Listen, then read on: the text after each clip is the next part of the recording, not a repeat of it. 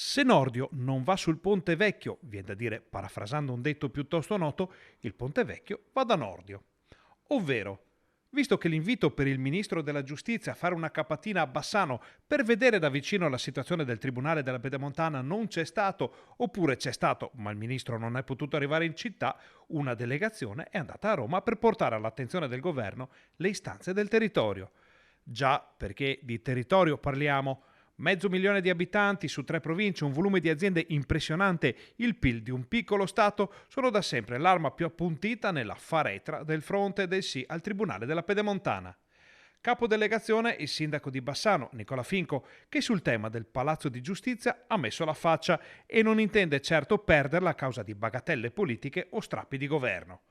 Oltre a Finco c'erano il presidente della provincia, Andrea Nardin, il presidente del comitato per il tribunale, l'avvocato Francesco Savio. Con loro il presidente del raggruppamento bassanese di Confindustria Vicenza, rappresentante delle categorie del territorio Alessandro Bordignon, il delegato della provincia di Treviso e i presidenti di IPA, Terre di Asolo e Montegrappa, Claudio Sartor e il sindaco di Cittadella, Luca Pierobon. Dall'altra parte del tavolo delle trattative, assieme al guardasigilli, il viceministro Francesco Paolo Sisto e i sottosegretari Andrea Del Mastro delle Vedove e Andrea Ostellari.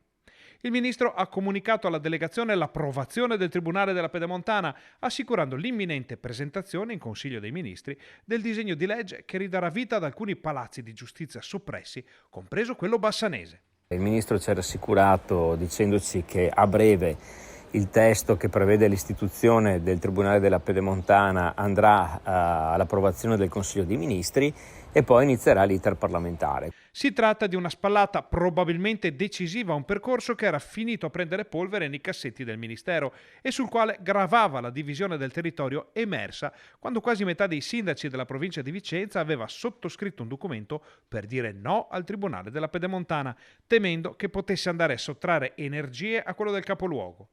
A questo tema aveva dato una risposta piuttosto precisa lo stesso Nordio, in quella che resta l'ultima dichiarazione ufficiale su questo argomento e che è arrivata addirittura 2 anni fa. Laddove si dovesse arrivare a una riapertura di 1, 2, 3, 4 di queste strutture a suo tempo soppresse, questo non avverrebbe mai, e sottolineo mai, a discapito degli uffici vicini. Il ministro ribadisce proprio che il personale sarebbe l'ultimo dei problemi. In poche parole, non sottrarremo mai né magistrati né collaboratori amministrativi per